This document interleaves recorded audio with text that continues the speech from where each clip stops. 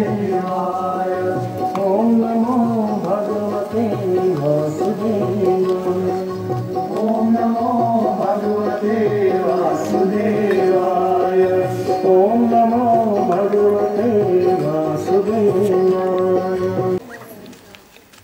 सभी को हरिओम। तो उम्मीद है आप लोगों ने उसको पुनः प्रयास किया होगा करने का, और उसमें आप लोगों को अगर कोई समस्याएं आती हैं तो वो भी आप हम लोगों से बाद में पूछ सकते हैं। उसके साथ ही साइलेंस आज किन लोगों ने अनुभव किया, ये मैं थोड़ा सा पूछना चाहूँगी। कुछ लोगों ने प्रैक्टिस की क्या आज उसकी साइलेंस की? केवल एक ही प्रत्याशी हमें दिखते हैं, दैट्स वेरी गुड, लेकिन कम से कम उन्होंने प्रयास तो किया। आप लोग भी प्रयास। आइए अब मैं डॉक्टर अर्चिका जी से अनुरोध करूंगी।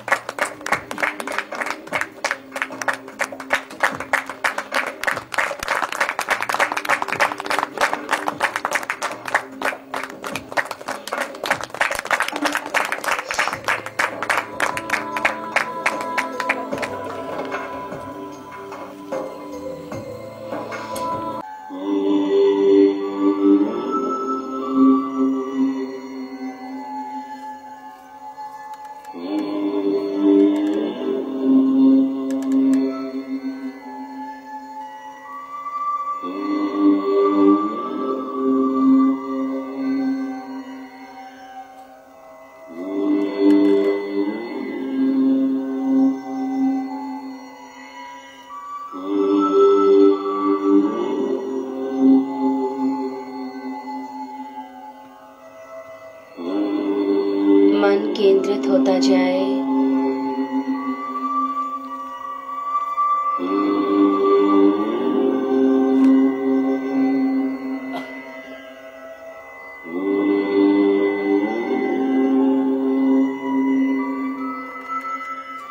शांत करते जाए मन को।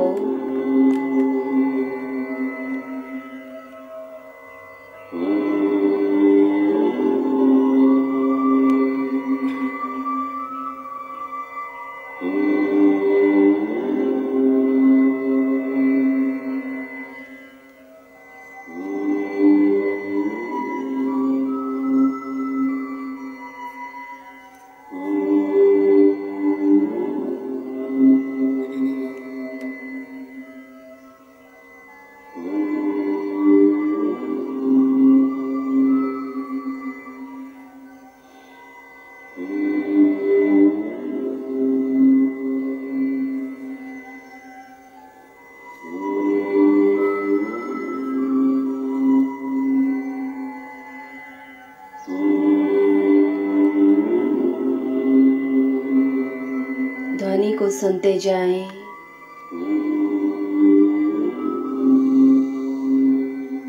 पूरा अस्तित्व जैसे ध्वनि पर केंद्रित हो जाए।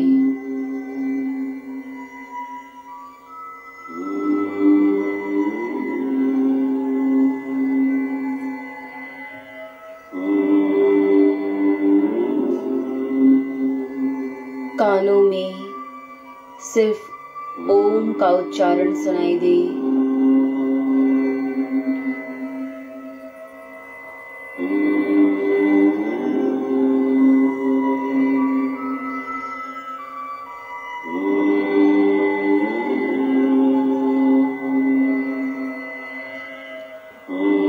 इस ध्वनि का उच्चारण भी करेंगे। पूरी तन्मयता के साथ उच्चारण कीजिए।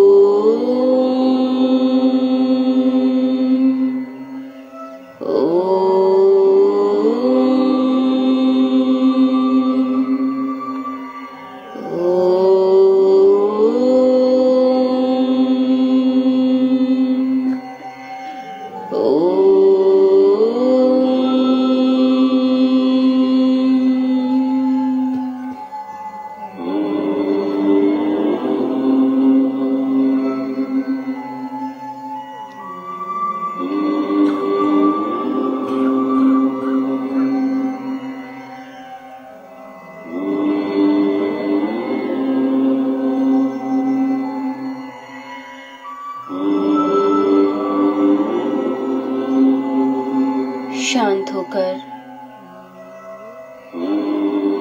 ओम की वाइब्रेशंस को अपने मस्तक पर महसूस करें, बिना कोई दबाव डाले।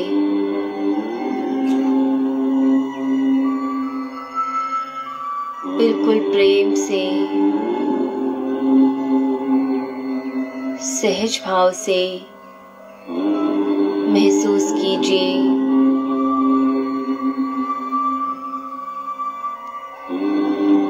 माथे पर हो रही वाइब्रेशंस, ओम की तरंगे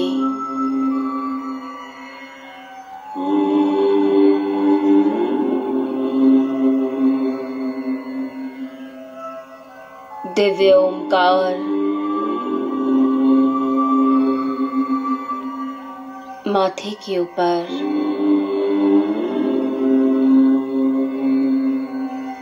उसकी दिव्य वाइब्रेशंस, डिवाइन ऊर्जा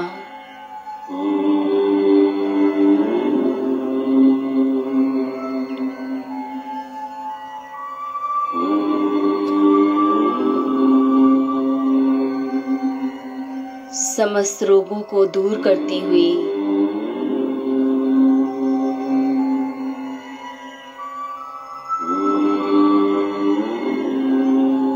सारे दुखों का अंत करती हुई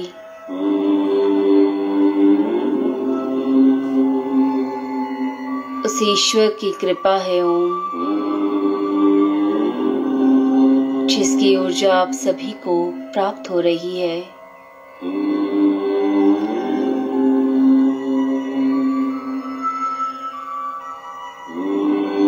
इस ऊर्जा को ग्रहण कीजिए।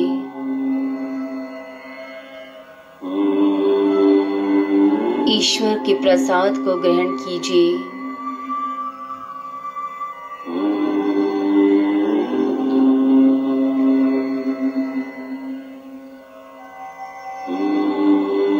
महसूस कीजिए दिव्य ऊर्जाओं को जो आपके मस्तक से आपके शरीर में उतर रही हैं।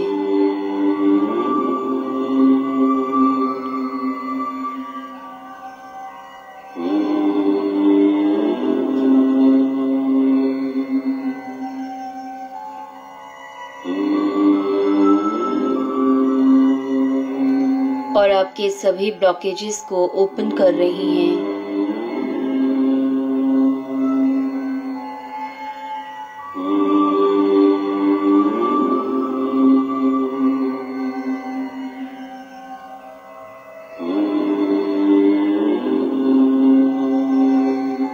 अपने दोनों हाथों को जोड़ें।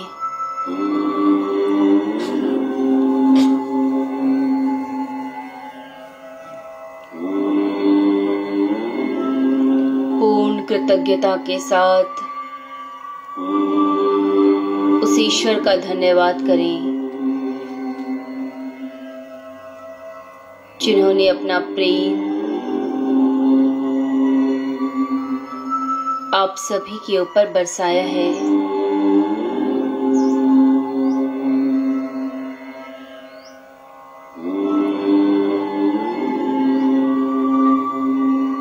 ईश्वर की कृपाओं के लिए उन्हें धन्यवाद, उनके प्रेम के लिए धन्यवाद।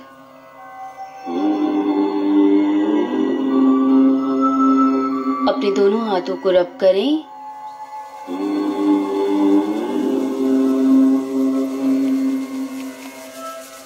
जोर से रब करेंगे।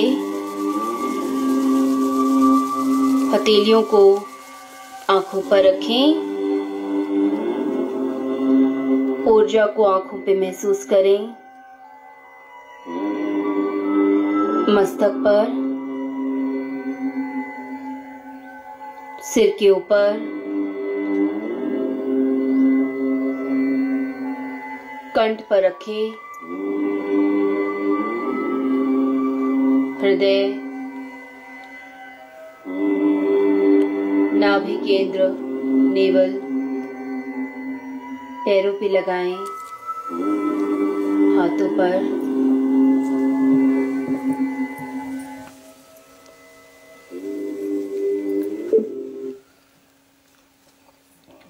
कोमलता से अपने नेत्रों को खोल लें।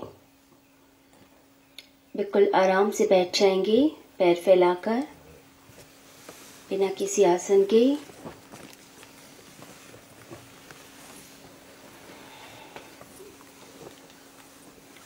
आज सुबह के सत्र में हमने कुछ बातें सीखी। सबसे पहले हमने सीखा कि अपने ऊपर कोई बोझ नहीं रखना है, रिलैक्स रहना है। अतीत की जो बातें हैं उन्हें भूलते हुए हमें आगे की ओर बढ़ना है। वर्तमान क्षण में हमें जीना है और हर क्षण का आनंद उठाना है।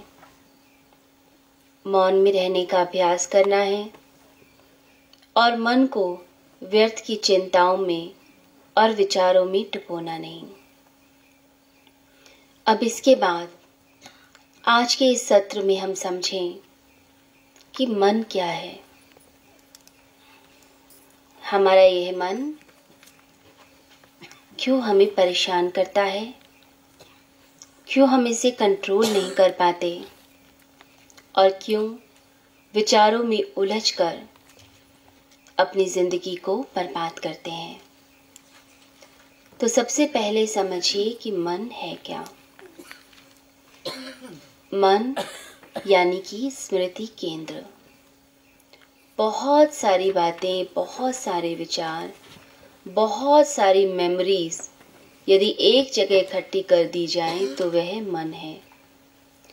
जैसे एक कंप्यूटर जिसमें सारी इंफॉर्मेशंस डाल दी जाती हैं, बिल्कुल ऐसे ही एक बायो कंप्यूटर समझिए, जैविक कंप्यूटर हमारा मन है, जिसके अंदर दुनिया भर की सूचनाएं हैं, सारी बातें, सारी यादें, कुछ हंसी की, कुछ गम की, कुछ चिंता की, बहुत कुछ इस मन में भरा हुआ है।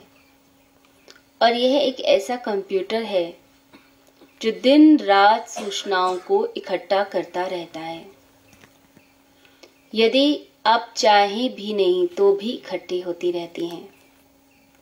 एक सेकंड में इतनी सूचनाएं इकट्ठी हो जाती हैं मन में, आसपास के वातावरण की, लोगों की, आवाज़ों की, वह सब हमारे मन में जाती रहती हैं और वह एक कलेक्शन होता जाता है मन के अंदर। जैसे एक लाइब्रेरी होती है, संग्रहालय, तो वैसे ही एक लाइब्रेरी हमारा मन है जो विचारों को इकट्ठा करता रहता है। और इस मन के अंदर जब यह विचार निरंतर निरंतर चलते रहते हैं तब होती है अशांति, तब होता है तनाव, तब हम फंस जाते हैं उलझनों में।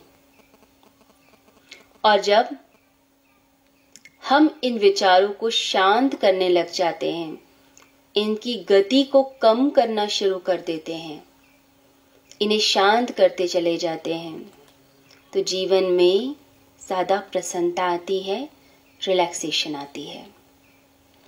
तो मन को समझना सबसे पहले ज़रूरी है, क्योंकि यदि मन को हमने समझ लिया तो हम जिंदगी में ज़्यादा सफल हो सकते हैं। ज़्यादातर लोगों की जो बीमारियां होती हैं वह मन से ही शुरू होती हैं। जो डिप्रेशन होता है, माइग्रेन की प्रॉब्लम है, जो चिंताएं हम इकट्ठी कर लेते हैं, हार्मोन्स में जो डिस्टर्बेंसेस आने लग जाते हैं, इम्यूनिटी हमारी कम होती है, वह सब क्या है? यानी कि जो हमारा प्राण शरीर है उसको कमज़ोर किया जा रहा है मन के द्वारा, चिंताओं में उलझ के। तो यदि मन को व्यक्ति स्ट्रॉन्ग कर ले, अपने इमोशंस को बैलेंस कर ले, तो आधे से ज़्यादा उसकी लाइफ की प्रॉब्लम सॉल्व हो जाती हैं। शरीर में इतनी व्याधि नहीं होती जितनी मन के द्वारा होती है। और जो नेगेटिविटी है वही कहीं ना कहीं रूप में शरीर में रोग के रूप में उत्पन्न होती है। रिसर्च की जा रही है इन दिनों कि कैसे रोग उत्पन्न होता है। तो जो ह्यूमन बॉडी है उस पर जो रिसर्च हुई, जो रशिया में रिसर्च हुई, उसमें यह पता चला कि जब बीमारी जब होने वाली होती है उससे 6 महीने पहले ही हमारे आभा मंडल में वह बीमारी आती है। और आभा मंडल को जैसे ही वह क्रॉस करती है, जो ऑरा होता है हमारे शरीर के आसपास गोल, उसके अंदर जैसे ही बीमारी एंटर करती है, उसके 6 महीने के बाद रोग के रूप में वह शरीर में प्रकट होती है। यदि हम अपने विचारों को पवित्र रख पाएं, अपने मन को नियंत्रित रख पाएं, तो हमारा आभा मंडल स्ट्रॉन्ग बन जाता है। आभा मंडल मतलब हमारा प्राण शरीर।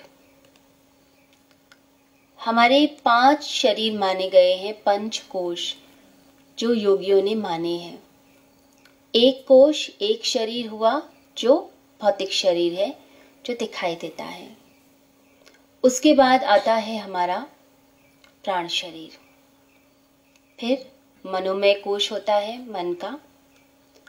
उसके बाद हमारा बुद्धि का शरीर होता है और आनंद में कोश होता है।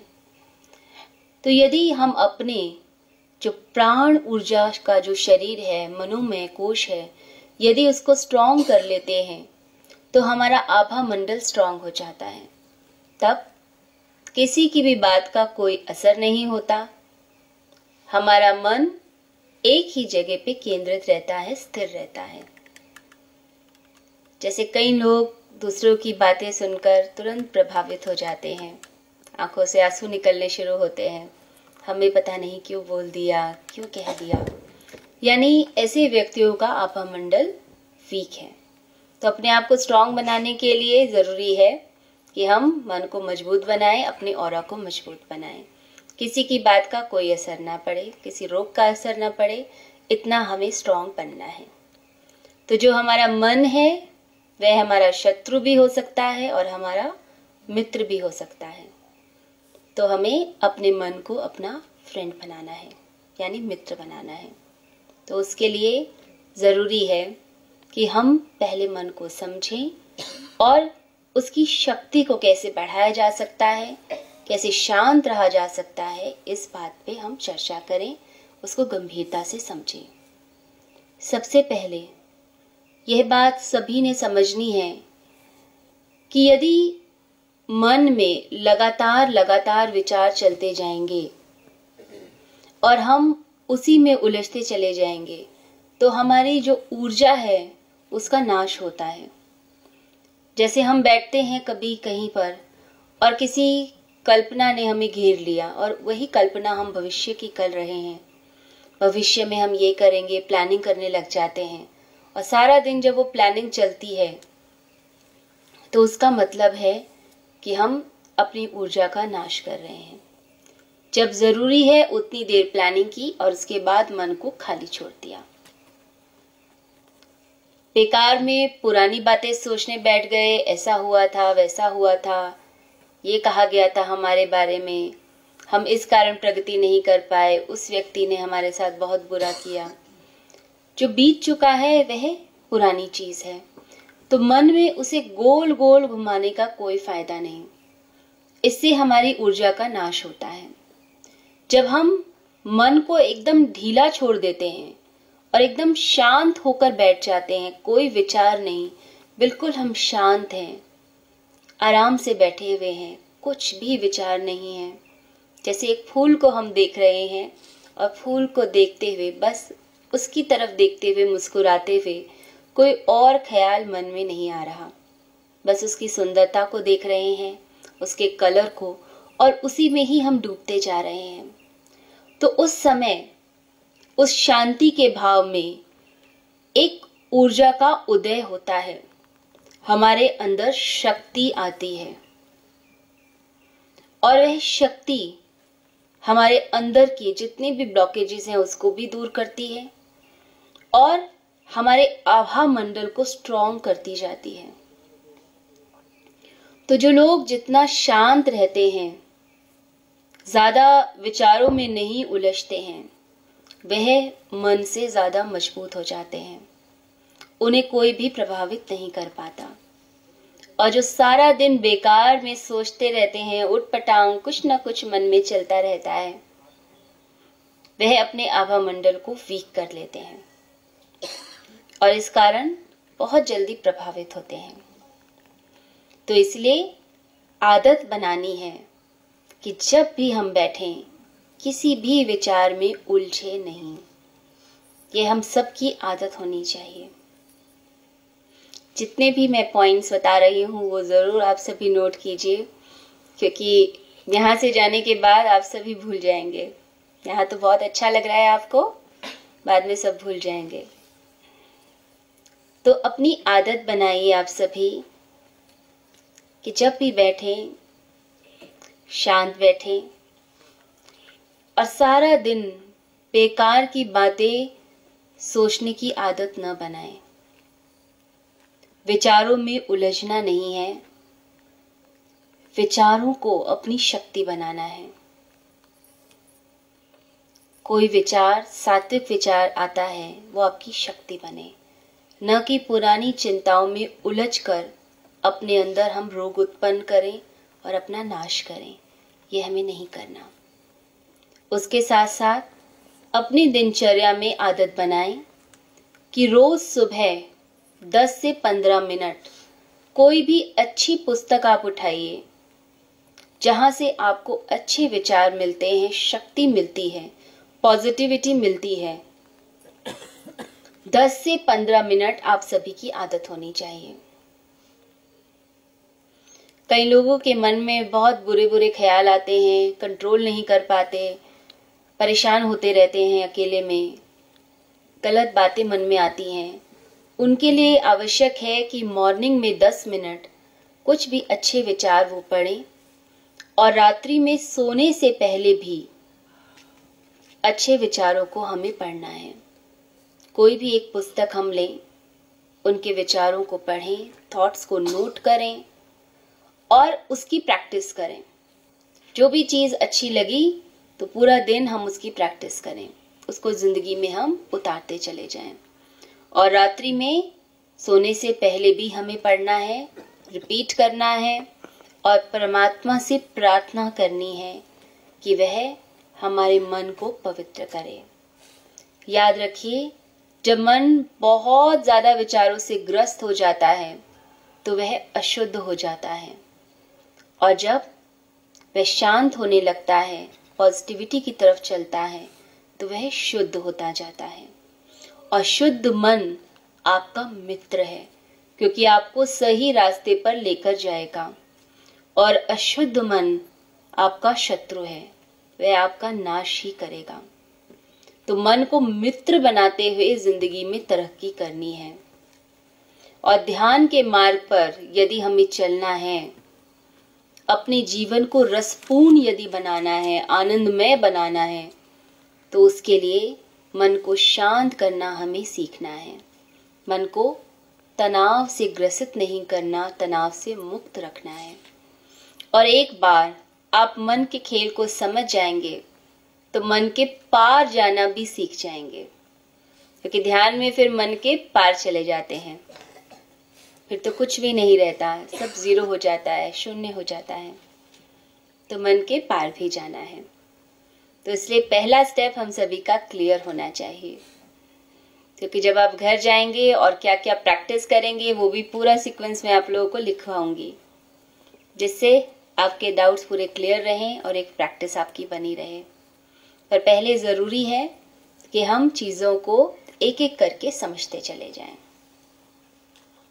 तो जैसे मैंने बताया कि विचारों को शुद्ध करना है, विचारों को समझना है, गलत तरफ नहीं जाना, हर समय सोचने की आदत नहीं बनानी, जितना हो सके मन को खाली करना है। और जहां आपको लगता है कि विचार परेशान कर रहे हैं तो तुरंत अपने मन को बोलें, स्टॉप, रुक जाओ, ये गलत दिशा में हम जा रहे हैं।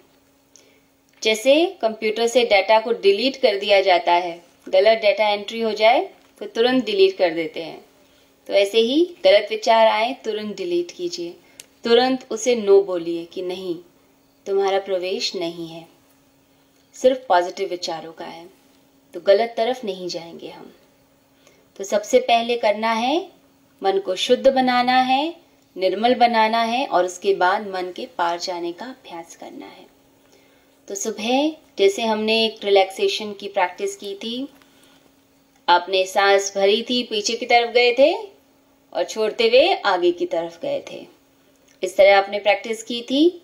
चलिए एक बार और दोबारा करते हैं इसकी प्रैक्टिस, बिल्कुल झूमते हुए, मस्त होते हुए, और कुछ नहीं सोचना, इधर उधर कुछ नहीं देखना।